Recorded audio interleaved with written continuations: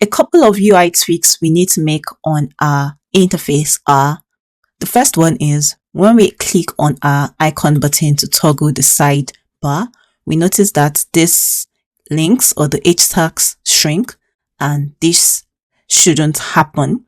The second thing is for our ChatGPT, like here, we should have an icon button that actually says new chat. So we're going to implement these two in our code. Scroll back to the top of our page where we actually have all of this H tags.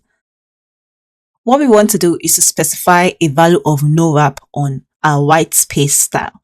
So I'm going to pass white space and set this to no wrap. This ensures that the elements within H tag do not shrink. So go into the next H tag and just do the same. We set our white space to no wrap. And finally, for this, we set white space as well to no wrap. Let's see how this works. So we toggle, and this is indeed what we want.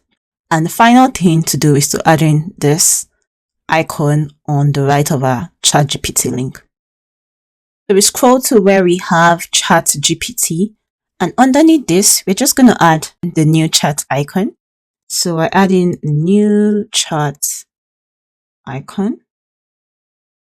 Of course, I give it a couple of styles. It has a font size of medium,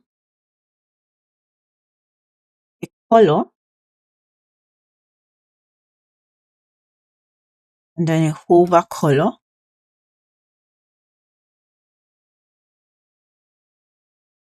On this new chat icon, we need to wrap a tooltip around it.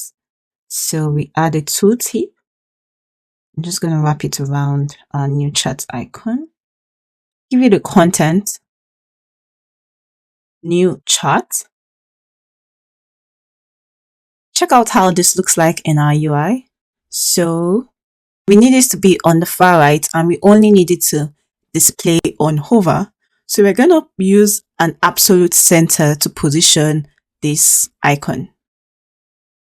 So add in absolute center from Chakra UI and wrap it around our tooltip and new chat icon. We'll give it a couple of styles.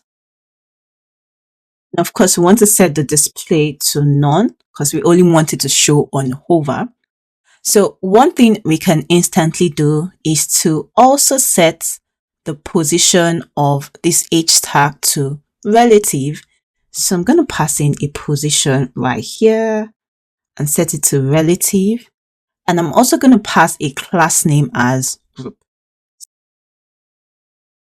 So stick with me. In a moment, you're going to know why I passed the class name as group.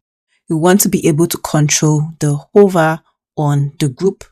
So I go back to my absolute center and I specify that on group hover,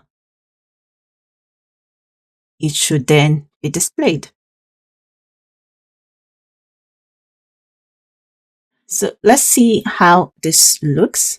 Perfect. This is exactly what we want. We added the class name as group to ensure that when we hover on any element here on this whole group, it shows up.